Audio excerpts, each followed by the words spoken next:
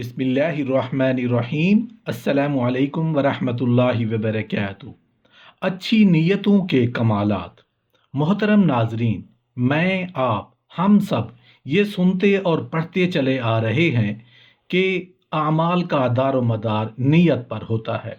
क्या कभी आपने गहराई में जाकर इसका मतलब जानने की कोशिश की? चले कोई बात नहीं, मैं आज आपको बताता हूँ कि नीयत क्या है।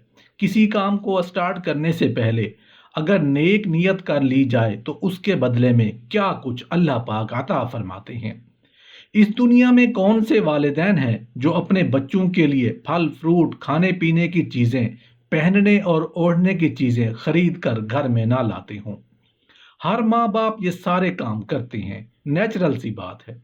लेकिन बहैसियत वालिदैन, जब हम कोई चीज़ अपने बच्चों के लिए या वालिदैन के लिए खरीद रहे होते हैं, अगर सिर्फ सवाब की नीयत कर लें कि अल्लाह पाक मुझे इसका अजर सवाब अता फरमाएंगे, क्योंकि मैंने मेहनत मजदूरी की है, काम किया है, जॉब की है या बिजनेस किया है, उसके बदले में मुझे पैसे मिले हैं, अपनी उस मेहनत के पैसों से मैं बच्चों के लिए चीज़ें खरीद रहा हूँ। एक हदीस है जिसका मफहूम कुछ इस तरह है कि रसूल अल्लाह सल्लल्लाहु अलैहि वसल्लम ने इरशाद फरमाया कि तुम अपनी औलाद को प्यार किया करो और उनका बोसा लो, क्योंकि तुम्हारे लिए हर प्यार के बदले एक दर्जा है। अपने बच्चों से इस नीयत से प्यार किया जाए कि रसूल अल्लाह सल्लल्लाहु अलैहि वसल्लम की सुन्नत ये है कि आप सल्लल्लाहु अलैहि वसल्लम बच्चों से मोहब्बत फरमाते थे। घर का काम इस नीयत से किया जाए कि रसूल अल्लाह सल्लल्लाहु अलैहि वसल्लम जब घर में तशरीफ़ लाते थे तो घर के कामों में अपने घर वालों का हाथ बटाया करते थे। बीवी बच्चों से खुश तबाई की बातें इस नीयत से की जाएं कि ये रसूल अल्लाह सल्लल्लाहु अलैहि वसल्लम की सुन्नत है और आप सल्लल्लाहु अलैहि वसल्लम ने उनसे हुस्न सलूक का हुक्म दिया है।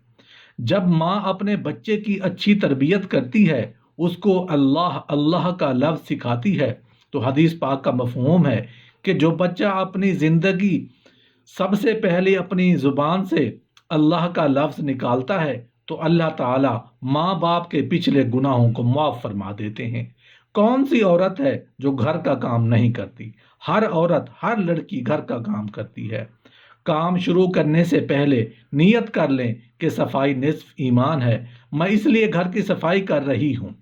जब भी कोई औरत अपने घर के काज करती है तो काम काज करने पर अजर व सवाब दिया जाता है। मसलन कौन सी औरत है जो घर के अंदर डस्टिंग का काम नहीं करती, घर के अंदर अपने कपड़े नहीं धोती या घर के अंदर खाना नहीं पकाती? ये काम तो औरतें घर में करती हैं, इस पर भी औरत को अजर व सवाब अता किया जाता है। एक हदीस पाक का मफहूम है, फरमाया गया कि जो औरत अपने खावंद के घर में कोई बेतरतीब पड़ी हुई चीज़ उठाकर तरतीब के साथ रख देती है तो अल्लाह ताला एक नेकी अता फरमाते हैं, एक गुनाह मुआफ़ फरमा देते हैं और जन्नत में एक दर्जा बुलंद फरमा देते हैं। देखा, अब औरतें रोज़ाना कितनी चीज़ों को घर में तरतीब से रखती हैं। किचन की चीज़ों को ही ले लें तो मेरा ख्याल है कमोबेश 50 चीज़ों को तो तरतीब से रखती ही होंगी। वो कौन सी बेटी होगी जिसकी शादी हो और वो अपने माँ बाप को मिलने के लिए ना जाए?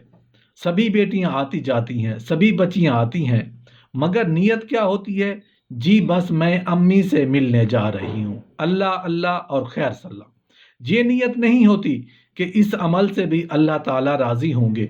हदीस पाक में आता है कि जिस बच्ची की शादी हो जाए और वो अपने माँ बाप की ज़ियारत की नीयत कर ले कि मैं अपने माँ बाप से मिलने जा रही हूँ और खामन से इजाज़त लेकर जाए और दिल में ये हो कि इस अमल से अल्लाह राज़ी होंगे, तो अल्लाह ताला हर कदम पर उसको 100 नेकी अता फरमा देते हैं, 100 गुनाह मुआफ़ कर देते हैं और जन्नत में 100 दर्जे बुलंद कर देते हैं। अब बताइए, एक औरत, एक बेटी जो अपने माँ बाप की ज़ियारत के लिए इस नीयत से आ रही है कि उस अमल से अल्लाह राज़ी होंगे।